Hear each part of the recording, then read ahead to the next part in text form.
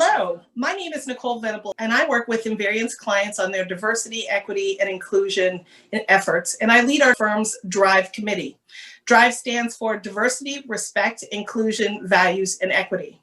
On behalf of all my colleagues here at Invariant, I'm pleased to welcome you to our 7th Dialogue for Change. Dialogue for Change is our series focused on critical conversations about racial injustice, inequality, and the actions we can take to influence change in the public and private sectors.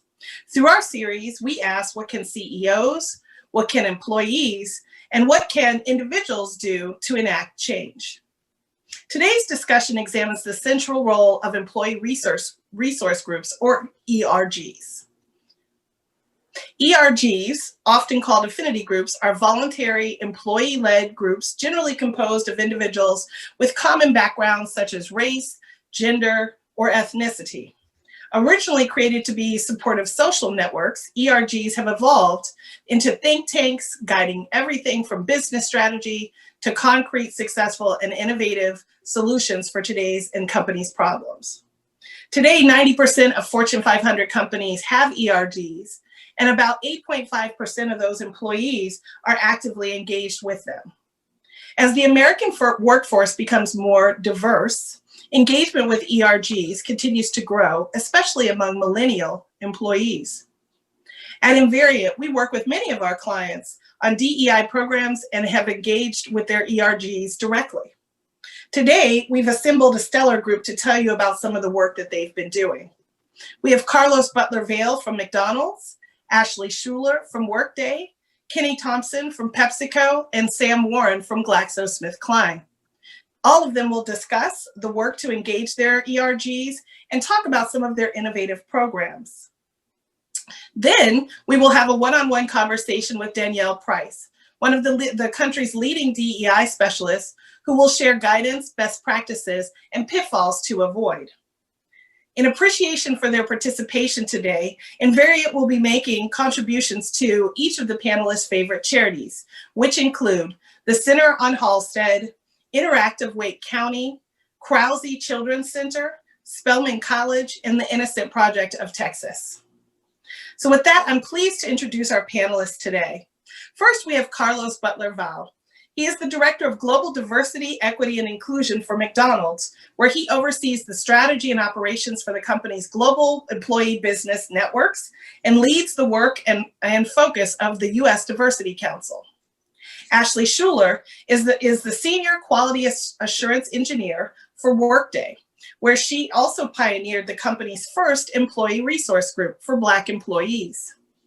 Kenny Thompson is the head of external affairs for PepsiCo, where he leads Pepsi's North American strategic development, creation, and implementation of innovative partnerships with different stakeholders.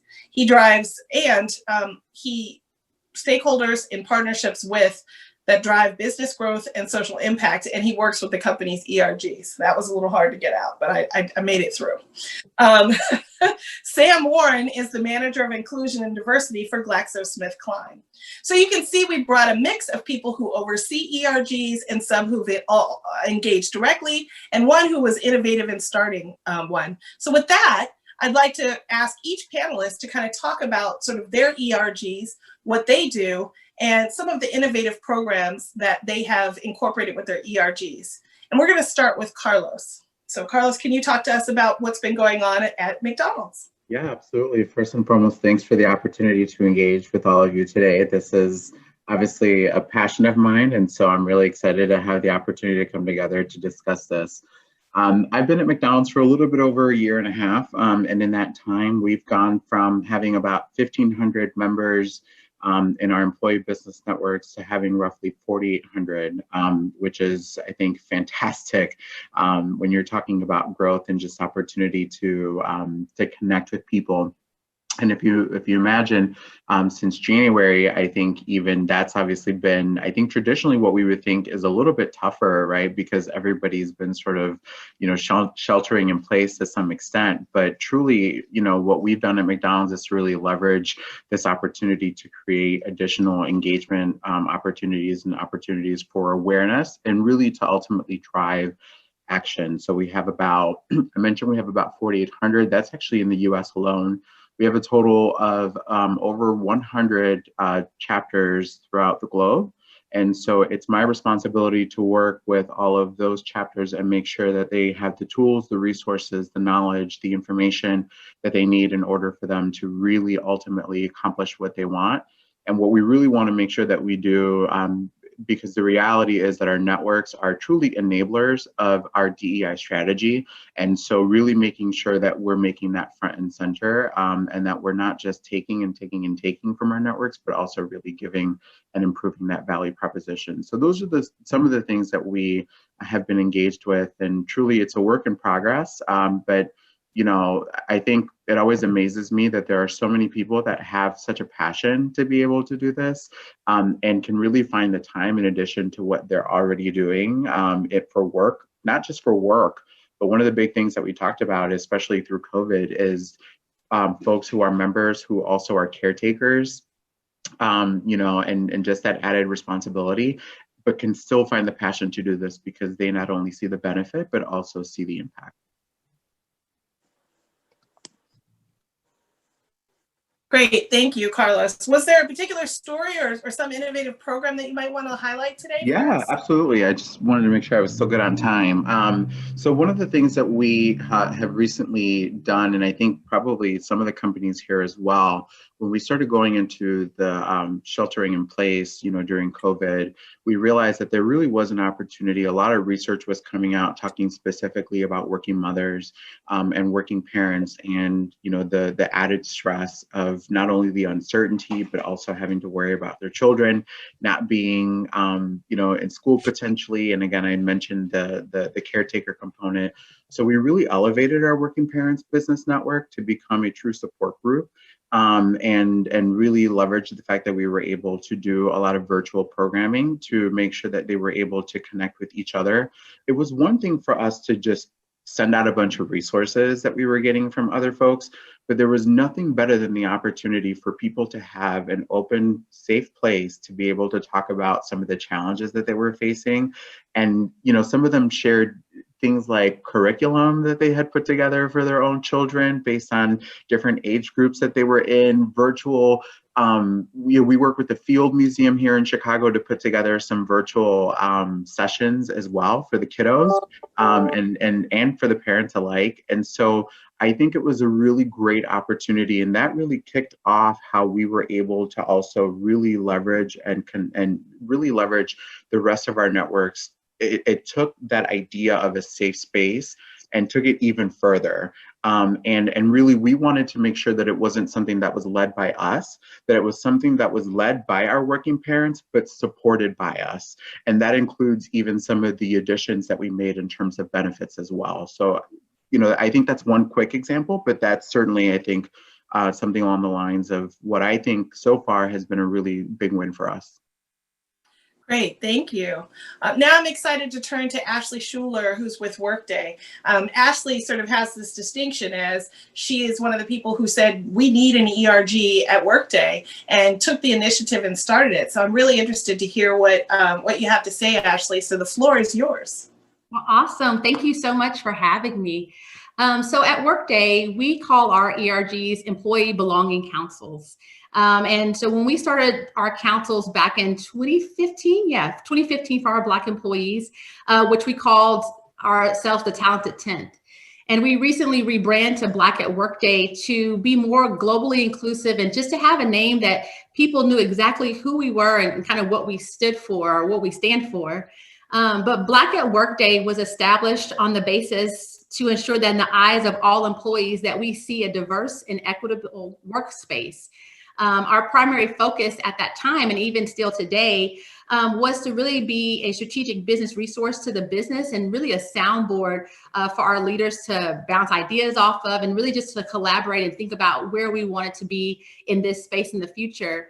But from I guess a membership perspective, our commitment as a leadership team has been to really create a safe space for our members and our allies to be their best selves. There's a lot going on. And so it's nice to always have that community to come back and just, let your hair down a bit. But also we were focused on, developing skills that they probably could not really do in their current roles as they're thinking about future opportunities. But, we have a place for them to do that. But additionally, I think from an innovation perspective, I think the pivotal moment for us, and I think the most impactful achievement that we always kind of go back to and talk about was when we created our series called Being Comfortable with Being Uncomfortable back in 2016. And that series was kind of, from what we heard across talking with our peers at other Black ERGs at other companies, it was kind of a first of its kind of event to talk about, taboo topics of discussion in the workplace. And it did create a safe space for us to really increase cultural awareness and just, have more empathy and understanding for our workmates. We're at work more than we're at home. And so it was really key for us to have this dialogue. But our very first one, I'll speak to this one really quick, was a racial injustice. And I see we're kind of almost back here again, but that was in 2016. And we talked about how the things that we encounter in our communities and how it impacts us in the workplace. And this was our first time that we as an EBC talked about Black Lives Matter and kind of talked about what it is and what it's not. We had members and allies on a panel really talking about, how this area really impacts them personally and the things that they've experienced. And we had a group of leaders that were there that stayed even afterwards. And we, broke into smaller groups and just dived in on certain issues. And we felt like that was just so key because it was a time in our country and even in our history of our company to really talk about things that we hadn't talked about before. And it's also been nice that other ERGs, Latinx Dossier, has had those same conversations around immigration and dreamers or what have you. But I would just say that series really has inspired me and empowered myself and other leaders and workmates. Sorry, we call our each other workmates at work. But it's allowed us to all get involved and really start to support each other from an equity and more and creating that environment for all. So thank you. Well, great. Thank you for sharing that. And I think that's one best practice that we can talk about, especially for companies that are multinational. Like, I think people often think you want to focus on African Americans, but really there's a diaspora in that experience. And I think it's interesting that you all shifted the name to reflect that. So thank you for sharing that with us. Now I'm going to turn to Kenny Thompson from Pepsi. Kenny's got sort of line of sight across all of the ERGs at Pepsi. And so I invite him to the floor to talk about some of the things that they've done. Thanks, Nicole. Thanks, everybody, for joining today. Yeah, as Nicole mentioned, I have the opportunity to work across all of our ERGs. I am a member of Mosaic, our African-American ERG, but because of my role in our public policy space, I get the opportunity to work across all of them. So it's been really awesome to see the evolution of how we activate and engage our ERGs. I've been at PepsiCo for 7 years. When I first started, our ERGs were very active, very internal focused, building that community, making sure folks had a community at their workplace. Over the course of my time at PepsiCo and through the evolution of our overall engagement strategy at the community level, so has our relationships with our ERGs. We've been able to activate our ERGs across every community that we have employees, ranging from, small cities to big towns, where we've got communities, folks who want to be engaged in their community. And one of the best things I think about PepsiCo is we don't have a top-down approach. I've found that if we can plug in our ERGs on the front end and they can tell us specifically what's happening in those communities, we can best develop partnerships that fit that model. So you'll see something different in Dallas than you'll see in Oakland and all across the country, purely based on what our ERGs and our employee base is telling us what is needed in those communities. So and particularly this year, I think all of us we're all at home. So obviously this has been a strange year for all of us, but during the COVID, during COVID and, the racial injustice that's occurred earlier this year, and obviously during the election, our ERGs played a critical role in activating all of our community engagement, from PPE distribution to backpacks for kids going back to school to voter registration. mean, you name it. And this was coming from them. One thing I'll say is, if there's something going on in the community and we're not doing something about it, I guarantee you I will get an email from an ERG member. I promise you they will reach out. And that is the kind of employee base, the active employee base, that really helps drive our public policy, really helps drive our community engagement. So they've been a huge asset across the country. So I'm looking forward to the conversation. I think this is a great topic. A lot of folks don't really know what ERGs do and how they're incorporated in communities and businesses alike. So thanks again for having me. Great. And I love that you were talking about how the ERGs really shape the partners and the types of things you were doing per community. I think sometimes people think you make a template and you give that to ERGs around and you just do that one thing. So I think it's really interesting to hear you say that, no, it actually works differently in different communities. So appreciate that. Sam with GSK, she's got some to tell us about the ERG that they have at GSK, which is called Mosaic, and talk about some of the other ones. So Sam, if you would be so kind as to share with us some information. Yeah, I would love to. So first of all, I'd have to say on behalf of GSK and our ERG network, thank you so much for having us participate in this panel today. At GSK, our ERGs are absolutely central to our I&D strategy. Quite frankly, we see them as very much an extension of our formal I&D team. I have the pleasure, like Kenny, to work across all 12 of our ERGs, and those ERGs span a number of diversity dimensions, from gender to sexual orientation to ethnicity to ability. And then we also have ERGs that center veteran status, disease awareness and support, and career development. Like ERGs at many companies, our ERGs have been on quite a journey, and the focus has shifted significantly. We started as Affinity Groups, really focused on food and fun. Not that we don't care about food and fun, but we've evolved now. We're more strategically aligned to the DE&I and the business strategy. So as a result, we've developed a number of innovations that range from developing packaging design for some of our medical products, ensuring that they're accessible for most. We support our recruitment efforts on the ground. We provide marketing support and beyond. So today, I'd just like to quickly share just a novel approach that our patient advocacy and education team took to kind of leverage the talents and insights of our Mosaic ERG, which is our African American and African diasporic focused ERG. So we had a patient education and advocacy team, and they were working on a lupus project, and they realized that there was a significant breakdown between the communication that needs to happen between lupus patients and healthcare practitioners. And that was actually resulting in inadequate treatment amongst lupus patients. And I think everyone probably knows that lupus disproportionately impacts Black and Brown people, particularly women. So the team reached out to the Mosaic ERG, specifically those that self-identified as having a personal relationship with lupus, either as a patient or a caregiver, to collect insights for two reasons. One, to really get behind and understand the relationship that Black and Brown women are having with their HCPs that impact communication.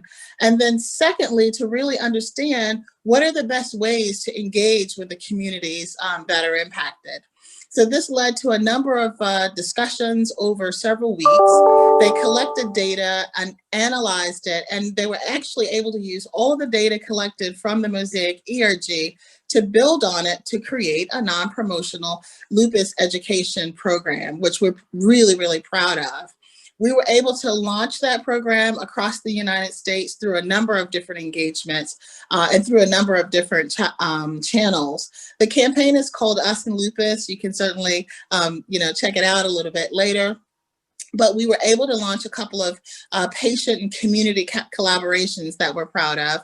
One being a partnership with NARS and Sephora, where we created a night of beauty across a number of cities across the United States, where we completely centered women who either have lupus or are caregivers to lupus patients, so that they could spend some time on themselves and spend some time really learning more about lupus to position them to be more empowered and to self-advocate when it comes to their care. We also took this non-promotional education campaign to a number of conferences, like Healthy Churches 2020, that centers around the importance of faith in the African American and Latin communities, and also a women's empowerment workshop, which is attended by thousands of women in the Raleigh, North Carolina area. And of course, like everyone, we certainly leveraged our social channels. So the program was, very successful. We're quite proud of it, and it just serves as, one of the many examples of how GSK actually leverages the talents and insights of our ERGs to support our DEI and business objectives. Wow, I just want to say wow on that, because there was so much to unpack there, and it's just amazing how the company really worked with, I think, the ERG and got so much benefit from that. So thank you for everyone for sharing those. I think we're going to go into some Q&A for the whole panel now. So Carlos, given that you're across all of your ERGs, how were you able to really get and ensure that you have sort of C-suite buy-in for the work with ERGs? Yeah, that's, if I'm being honest, I think that's an ongoing process, right? First and foremost, I learned very early on in this work that, there's the head and the heart approach for this, for this type of work. And, as I think, optimistic as you want to be about the fact that you think people will dedicate the time to do this, you have to really make sure that you're making the business case for this work. And so, I think very early on, and you mentioned in the intro that I also oversee the U.S. Diversity Council, so early on, it was really about, first and foremost, making sure that we were creating opportunities for education around what the networks actually do, what's their purpose, what's their mission, and what are they ultimately trying to drive. I think it was also making sure that our leaders knew and understood that our networks were kind of that frontline defense, that they were really the enablers, and that they were giving, all of that HR stuff that they've been scared out of doing, that we can leverage the networks to be able to do just that. And just the mere fact that they're there, that they're present, even if they don't speak, it makes a big difference for people, and it truly has. I mean, you can see, I'll give you an example. Our president of McDonald's USA was on one of the webcasts, completely unannounced. Nobody knew that he was going to be showing up.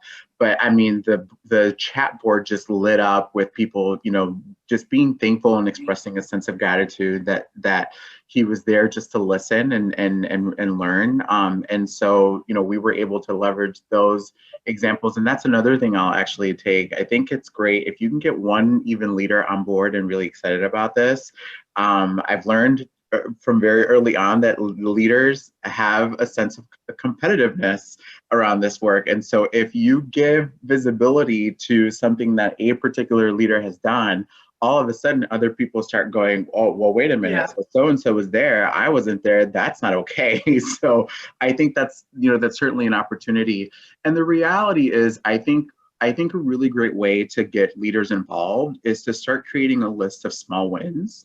And I think those small wins, and making sure that you're giving visibility to on that, and then those small wins start turning into really big wins.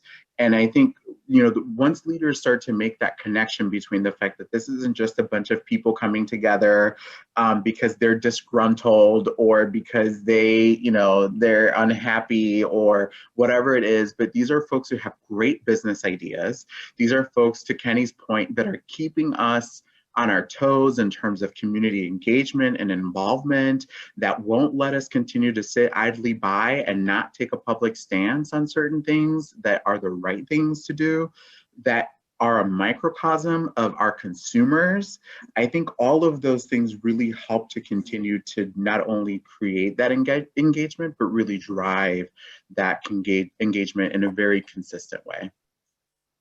Thank you for that. I think it sort of dovetails with some of what Ashley was talking about. Ashley, you talked about like this uncomfortable conversation that you had, and it made me think about, early on in the development of ERGs, they were really around, sort of the Black group or the Latino group, and then there was some pushback from, let's call them the allies, right? So you had people who were not involved in ERGs feeling like that sometimes the ERGs were getting special treatment or special things. So Ashley, or if there is someone else that wants to talk about this, how do you bring in allies to the work of some of these ERGs or these affinity groups? And how do you make them feel like they're a part and they're welcome to the conversation?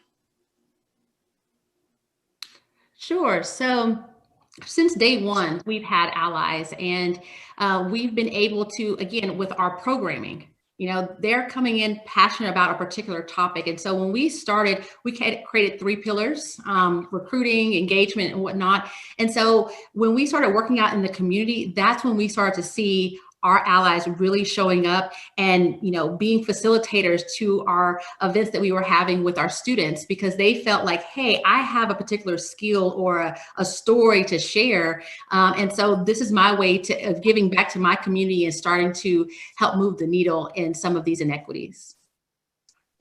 All right. And while I'm on you, you started Workday's first one. Are there any tips that you would give if there's an employee on here who says, hey, we don't have one of these and I want to start one? Is there any kind of advice that you have for them?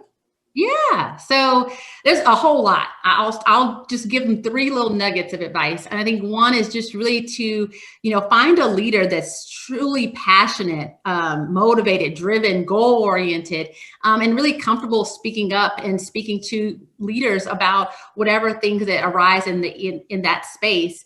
Because often our ERG leaders are the ones that's really setting the pace for the group, and ensuring that we're ensuring that we're hitting our commitments, right? If we're telling the business we're going to do something, we have to have a leader that's going to help us do that. And then also, like I said, be that advocate for those who don't want to speak up. Another thing is just, we have to organize as like a small business, have a good mission, a good vision, clear goals, understand kind of when to insert yourself into the business and when not to, but just really understanding where you fit in the larger scheme. And I think the last thing is really be true to yourself and to your culture and, what you stand for. When you're pioneering something or starting something that seems a little bit, on the edge, you're going to be met with some resistance, some hesitation. But, it's important for you to be okay with educating others on things that they don't know. And then you also have to be one to educate yourself. I come from a little small town in Texas, and my experiences is very different from those in New York or even in Dublin, Ireland. And so it's important for you to be knowledgeable about your history and what you're trying to do for the company. Great.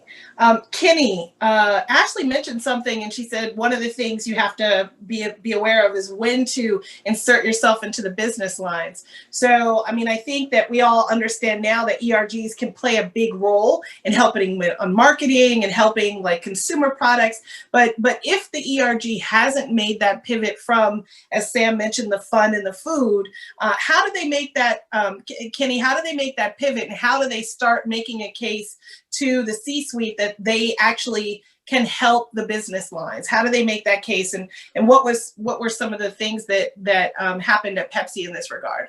I think what's really interesting about PepsiCo is that so many of our ERG members are in the business, right? So they are the ones who are telling us, the corporate folks, what's working and what doesn't work at the community and business level, right? So having their experience, having them tell us, hey, this won't work because X, Y, Z. Here's a initiative that we're launching on the business that you may be helpful to the corporate team. And that's the kind of information that is extremely beneficial for us as we think about how to develop community engagement programs. So like I said earlier, it's really, we lean on them for this type of intel on the business front, on the community front, because they're actually ingrained in our business every day. So being able to call up on them to say, hey, listen, we're thinking about this. Is this a good idea? Well, maybe, maybe not. But having that connection to the business is crucial as we think about how we develop these programs. Great. And Sam, you clearly have a number of ERGs, and I love that because we received some questions about sort of disability, people with disabilities and other things. And so ERGs can be any type of group of people to get together. Can you also talk a little bit about how ERGs can help with recruiting for companies and add value there? Yeah, absolutely. So our ERGs, all of them really across the entire network, have been involved in recruitment efforts. The majority of connection that we see is through recruitment fairs, either at the university level or beyond, because oftentimes when someone's looking for a job, they have very specific questions. They want to know, what is the culture, at GSK? What is your sense of belonging at GSK?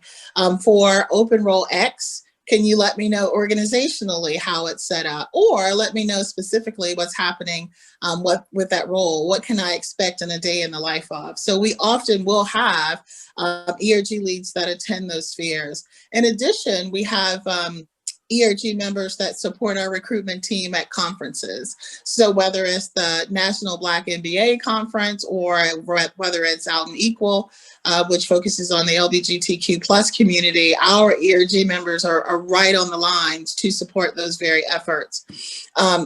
Another interesting discussion is just making sure that we have an understanding of what the recruitment goals and objectives are, and just staying connected on a regular cadence to see, are we actually meeting our ambitions and our aspirations? And if we're not, we have mechanisms in place to kind of hold each other accountable. So there's just, our ERGs are in absolute lockstep with our recruitment team, especially these days.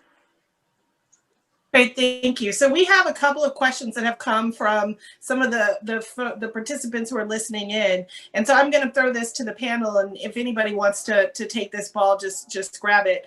The first question we've got is, again, for multinational corporations that have employees in different countries, how do you bring them and employees in other countries together in some of these ERG or affinity groups? Would anyone like to talk about that? Yeah, I will. I think for us at PepsiCo, we've got not only an active employee base here in North America, but globally. So what I think is best about PepsiCo, I keep saying that because there's a lot of good things about PepsiCo. We are very community-based around the globe. So, whatever we're doing in our EMENA region, very focused on that. And so thinking about the very specific programs and very specific initiatives that we're launching, it's very targeted to different regions. And I think for us, having sort of the ethos of, we want you to be involved in our community engagement efforts, even if it's not in your portfolio. We encourage you to do things outside of work on behalf of the communities that you're living and working. So that's sort of the ethos that we have across the company, and I think that really shows by how many folks are engaged in our ERG. Great. And Carlos, I know you talked a little bit about sort of this pandemic and how some of the ERGs were able to confront some issues, but does anybody have any more about keeping employees engaged through this prolonged pandemic and while everyone's in this new virtual world? Any good examples of things that have worked or that you guys used? Yeah, this is Sam. I'm happy to weigh in. We've done a couple things. I think the first thing that we've done is to show ourselves a little bit of grace. There's a lot happening in our homes and in our businesses. We're taking on responsibilities, at the same time that we've never done before. So we're just trying to show ourselves some grace. So a small example is, if we're running an ERG meeting or a DEI meeting and you're not feeling like you're ready for prime time, maybe you don't need to be on the video, and that's okay. Other things we're doing is we're having more personal check-ins. So with a lot of the travel restrictions and the COVID restrictions that vary from city to city, we aren't able to actually get together, and connect. So we're doing more meetings where we actually spend a little bit of time talking about business, but let's have a cocktail too and catch up on, how you're doing personally. We're also managing this through programming. Of late, in particular, we've brought in some really high profile speakers that have excelled, you know, in their careers, and they come in and inspire us and kind of, you know, keep us focused and remember why we do what we do. And then another one that I don't particularly engage in, but it seems to be very effective for many, is the use of exercise. There are a lot of walking meetings that are happening. You know, throw on your headphones and handle your business as you take a couple laps around the community. So, you know, we're just trying to stay active and engaged and to keep our, you know, morale and energy and enthusiasm up. Great. Those are some great ideas. We got a question about whether or not any of the ERGs have sponsored conferences. And you talked a little bit about some panelists, but I don't know if anyone else has any examples where the ERG went to leadership and said, we have like a conference idea and want to put one on for each other and for our community. Does anybody have any examples of that or could talk about that? So, you know, as far as sponsors, sorry, I don't know what that was. My dog, I apologize. So as far as sponsorship is concerned, I mean, so there's a few things. We have a summit that we do every other year, specifically that is kind of sort of our own mini conference within, where we bring leaders for all of our networks.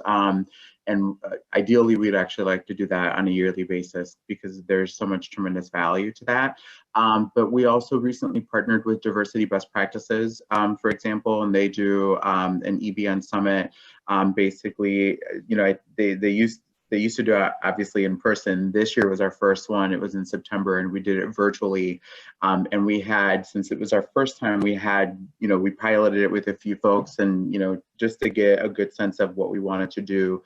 You know, there are other ways that, you know, we also work with like Out and Equal and we're big sponsors, for example, in their, for their summit as well. I think there's a lot of really great opportunities. The one thing I'll say is that, you know, it's one thing to sponsor these things, but it's another thing to really make sure that you're leveraging it in a way that people are going to really maximize, you know, what they're going to get out of it. Because, and especially now, one of the things I had to ask folks was like, are you able to actually take the time off work to be able to be a part of this for this, you know, 2 or 3 day conference or whatever it is, you know, and knowing and understanding that that might not be a possibility for everybody, but I do think it's important. And I also think that it has to be authentic. You should do it with an organization that you're really connected to, that you have a really deep, you know, relationship with, because I think that just strengthens it. And if it's more than just saying once a year we sponsor this thing, it's saying we've hosted a webcast with this organization. We have a fellow that, you know, we've worked on or whatever it like there has to be, I think, a bigger, better rap sheet, you know, or bigger, better sheet, one pager, if you will, that I think is connected to that organization to just really make sure that there's a deeper connection to that. Great. Thank you. So this one may go a little bit to all the panelists, but so if you guys want to add in, because I think this will be the last question for this panel before we pivot. But throughout our speaker series, some of the DEI experts have emphasized measurable goals, both for DEI programs and to ensure their success and their longevity. Can you talk about how do you measure ERGs and goals with ERGs, and how do you present those back to the leadership? Like, so if any of you could talk about the goals that you may measure with your ERGs, we'd appreciate that. Sure, I can kind of highlight some of this. And this is something that we're, you know, always trying to find ways to improve, but, you know, we have to kind of deal with the data that we have internally. And so some of that data that we have is the participation of our events, right? So we, you know, have folks register for the event. And then now actually, which is nice with Zoom, you actually have a list of who actually attended. So now we're truly able to measure versus how we were in person. But we even do surveys. We you know, do a little bit of a sentiment survey with our members just to understand what's going on. You know, we don't always have an opportunity to reach out to everyone. And so we take that information, we dissect it, and then we go back and have a conversation with our D&I or our Chief Diversity Officer, Karen, just to highlight some of those things that we're starting to see. because I think it's really key for us to highlight the data that we're grabbing internally, because sometimes our members feel more comfortable sharing certain information that they might not share in some of the other surveys that the company is sponsoring, because that anonymity space. And so it's really nice to be able to look at both of those data points to say, hey, do we need to do something different? Do we need to, create more safety and security around some of those surveys? And so that's how we're able to, whatever little pieces of data that we can get, we dissect it and send it back to the business. Well, that's really helpful. Anyone else have anything else to add with respect to sort of data or benchmarking with some of the ERGs? I'll say something real quick. I think every year we sit down with our ERGs and talk about their goals. What do you guys want to do this year? Align, and let's see where it aligns with obviously our business goals, but also from a public policy standpoint, what's the new policy space. So whether or not it's attending events or building specific partnerships, they have a calendar of here are ways that we can engage in January, February, March, and April. And quarterly we'll sit down and say, like, all right, we had an event here, not very many people showed up, how can we do better in the next quarter? Or we see this public policy issue coming down in Chicago or Detroit or wherever. So how can we make sure that we continually engage with the ERGs across the board, not just event focused, but programmatic work, and from a public policy standpoint, keep them in the loop as to some of the issues that we are working through here in DC and across the country. So data-wise, I'd say it's really driven by how many folks can we get to participate in events, or how many events can we put on throughout the community, and how many people can we get to activate and engage. But overall, I think it's very important to make sure that across the board, across communities, that we have a consistent level of engagement on public policy issues. I'm super into public policy. I want to make sure that our community and our employees are engaged as well. So I think it's about consistent engagement, making sure that we're talking to them, not just when there's an event, but like, hey, if you've got some thoughts on this, please let us know. That's great. Sam, anything anything parting from you before we pivot to the other panel? Yeah, I just wanted to echo the sentiments of the other panelists. I think if you want to get the best picture, you need both quantitative and qualitative measures. The quantitative measures give you a sense of, how many people attended, what's the ROI on the spend, how are we spending our money across diversity dimensions. All of that is very, very important. But if you really want to get to what was the impact of program X, you need to seek the voice of the customer, or the voice of the employee base. And we do very much what Ashley mentioned earlier. Oftentimes we'll just flat out solicit feedback, but the most effective mechanism, at least for us, to collect some real data that's honest and authentic is to offer a survey where people can anonymously really give us some feedback. And we need that feedback because it lets us know what's valued by our employee base, what we need to continue to do, build on, or stop doing completely. So I think we have to have a mix of the two to really understand what our impact is. Well, great. Thank you very much. So I want to thank all of our panelists today. I mean, again, I told you I brought you some folks who've been working in ERGs and with some stellar and some innovative programs. So Carlos, Kenny, Ashley, and Sam, thank you so much for joining us. We really appreciate you sharing the stories of your companies and of your ERGs. Now we're going to pivot over to our second panel, where I'm going to talk one-on-one with one of the nation's leading DEI specialists. I am extremely excited and very proud to introduce or to begin a second part of our panel today and have a one-on-one conversation with Danielle Price. Danielle has worked across ERGs in many industries, including Goldman Sachs and the NBA for more than 20 years. And I'm excited to also say that I've known Danielle for more than 30 years because we went to college together at Spelman College. So I'm very excited that she agreed to join us today. As Danielle comes in, I'm going to tell you a little bit more about her. She is now the Chief Inclusion Officer at Paul Weiss, which is a large New York-based law firm, where she is responsible for continuing to develop and promote all diversity and inclusion practices across the firm, while ensuring that these principles and values are reflected in client work policies and daily interactions. Let's see, we're pulling in Danielle. Oh, there she is. Hi, Danielle. Hi, how are you doing?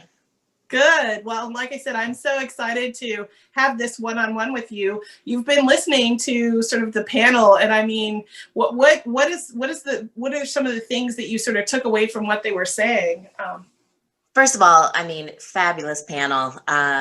All of the salient points were covered, and just really quickly, just as a summary, for those of you that are listening to both parts of this.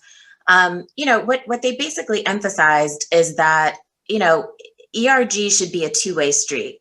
I think heard Sam talk to us about, starting out as an affinity group, which many companies, organizations have affinity groups. The difference there is, you're really getting together. It's social. You're trying to find one another. People of like backgrounds or like interest are trying to just find one another within an organization, especially the larger an organization may be, the stronger desire to make sure that you find those that are like you. And so most organizations, I would say, sort of generally tend to start out having affinity groups.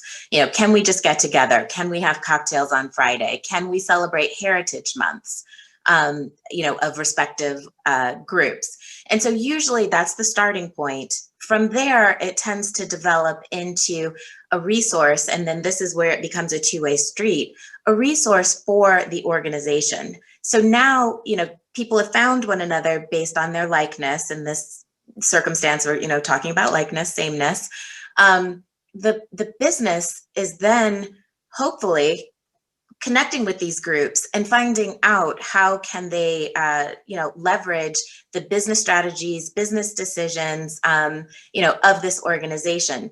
I would say the third iteration tends to be people like me. Many diversity practitioners were on the last panel, and I hope what everybody sort of took in is that it's a lot of work. It is a lot of work. Done well, someone needs to be managing all of these moving parts. And again, the larger an organization, the more important it is to have a central repository. In my case, it's my inclusion team at the firm, all organizations that I've worked with previously. There have been dedicated diversity professionals to making sure a couple of things. Number one, that there's equity across all of the networks or the employee resource groups or the affinity groups. There may be groups that are a little more passionate, or depending on what's going on in our society, there's an issue that is disproportionately affecting one of the groups. What you don't want to see, quite frankly, is that group starts getting all of the time, all of the attention, all of the resources, especially when we're talking about resources. So, you guys were ending talking about data. The biggest data point is how much money are we going to spend? How many resources are available to all of these groups? And the very first thing you want to make sure of is that money being equitably distributed? So someone has to manage all of that. Someone has to be in charge of all of that. From there, I think we heard a lot about leadership, resource groups, networks, affinity groups. These are all opportunities to highlight, your talent. Who really is the most passionate about this? Who's really good at organizing, setting strategy, talking, to the business units or the business leaders about how one particular group can enhance the long-term business strategy.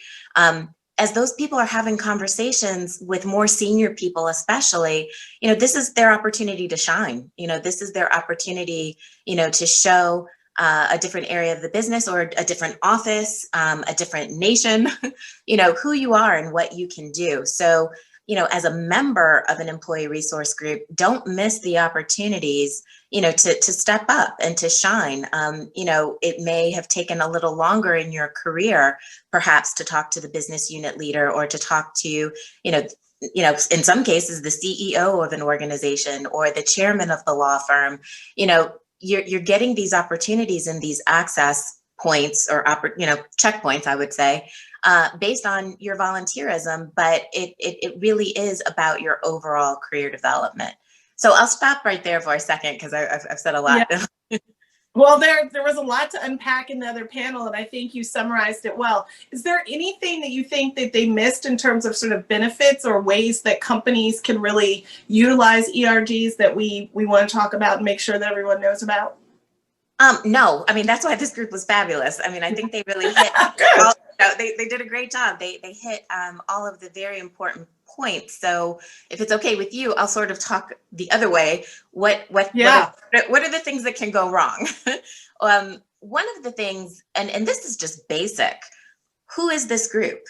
So I think it's really important, especially for organizations that are just beginning, to introduce ERGs into their organization. It's really important at the very beginning to define who is a member of this group. And then, the panelists talked about allies. Who's a member of the group? Who's an ally of the group? Does that mean something different in terms of participation? Does that mean something different in terms of access? All of those things, the more clearly defined that they are at the outset, usually the better off you will be. I'll just give sorry, please go ahead. Well, I was no, you give your example because I was going to double down, but I think your example is going to get hit where I was going to go. Okay, we'll see. So I'll use, what I call our Pride at Work network, our LGBTQ network at the firm.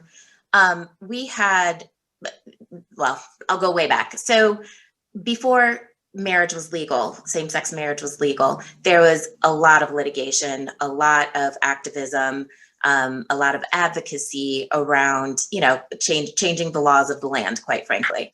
And so you had allies, people who absolutely believed that marriage equality should exist, who were, working on these very critical matters, these very critical cases, but they were not actually members of the LGBTQ community. Conversely, you had members of the LGBTQ community who, of course, wanted marriage equality because it absolutely impacted, their life, but they weren't necessarily involved, in all of the litigation that the firm was undertaking, leading up, to luckily, the legal acceptance of same-sex marriage. And so our Pride at Work network had a moment where we were trying to understand, okay, what programming, what social gatherings even are available to members of the community versus those who 100% are supportive, but actually were not living, their life experience wasn't as an LGBTQ community member. So, there were lots of conversations at that point. What does it mean to be an ally of this group? What does it mean to be a member of this group? Are they one and the same? How do we iron out those nuances? Yeah. But it was becoming important that the LGBTQ community wanted to have very intimate conversations that allies could listen to, but they were sensitive to being on display, if you will. And so, those are some of the issues that can easily arise. Now, so from your perspective, you've been looking at this for a very long time. I want to go back to that measurement piece that we were talking with the panel. Can you talk a little bit more about, again, if I'm somebody who's going to go back to my senior management, or if I'm a CEO and I'm watching this, what do I need to measure? And how do I make sure that we have that kind of benchmarking? So great question. Again, number one, I think the main benchmarking is around engagement, because essentially that then generates, how much resource should be dedicated to each of these networks. I think what ends up happening is, things are cyclical. So you also have to set a certain amount of time where you're gauging any of your data points. So number one, real simple, you're looking at participation. How many people are engaged out of the pool of available people? Because this is not about volume. Some groups are actually really small, and those groups are the most important often because you are trying to create a sense of community when there aren't a lot of members, perhaps of one group within an organization. So I want to be clear, like, this is not about, try and get 100 members, right away. You may have a network that only has 10 members. It's critical that that network receive the same equitable support. So the benchmark is around resources equitably. I want to make that clear. And then, the other data points are, as I believe Kenny was saying, you're constantly in contact and in conversation with the leaders of these various groups to say, was this a good use of that resource? If it was a recruiting event, for instance, and, 2 students showed up, that's not the best use of time. That's not the best use of resources. So do we need to recalibrate? Do we need to think about other, recruiting opportunities besides this last one? So, each benchmark is a bit different because it's going to depend on the group, but what you must constantly do is assess what's working, what's not working, and make adjustments accordingly. Ooh, great. So I've got to tell you 2 other questions because we are winding down on time. The first one is, how can ERG support social change without becoming too political for a publicly traded company? So that one. And then the second piece is, again, you've talked a little bit about starting them, but can you, is there anything that a smaller company says, so say a company between 300 and 500 employees, what do they need to know about having ERGs? So I'll take that one first. We'll go in reverse order. The smaller an organization, probably the more need, for what we'll call a safe space, a common space. And at that point, though, again, as I was talking before, you may not have critical mass. So what is a commonality that can gather people to begin to create a safe space? So, I believe 2 of our prior panelists, the name of their Black employee resource group was Mosaic. And I find that interesting and cool. I'll speak to some of the smaller organizations I've worked at. Often there's some common language around being different within that space. So whether it's, one group was Kaleidoscope, it meant there are a variety of us, but we're all coming together because we feel different in some way. And, what that Prism, is another name that I've heard, Mosaic, Tapestry, things where there are a lot of different like lived experiences, but the commonality is I feel like an outsider in this space. So I would encourage, smaller organizations to have a multicultural, employee resource group as their first step. What will tend to happen is that, as you hopefully as you are diversifying your talent pool, you'll then realize either you need to, reassess, do we need more than this one network? But until there is more critical mass across several diversity designations, at least there is this one place where we can all come together. Second question, harder question. Sorry, I'm looking at the time. Second question, harder question. So first and foremost, I would say any employee resource group needs to be very cognizant of the fact that you're at work. The end. Meaning, anything coming out of any employee resource group has got to be supportive of the brand of the organization that you belong to, cannot be, that's not to say that you shouldn't, raise issues that are important to you, but first and foremost, is this request in alignment with the brand of the organization? So let's talk about social justice really quickly, because that could be its own topic.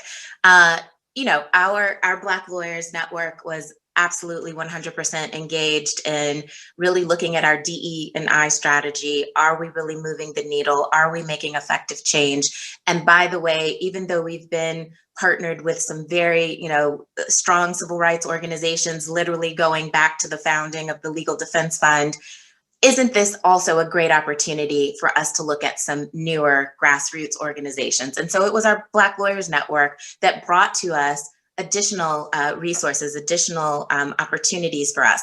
What we realized really quickly, some were a little too far left or too far right. And so, we, had great conversation, robust conversation, but everyone understood at the end of the day, first and foremost, you work at an organization and you don't want to do anything, that is too controversial, so that the organization can no longer do its business or can no longer maintain the brand identity that they've worked very hard to establish. So short answer, but I would love to have this conversation in more detail later.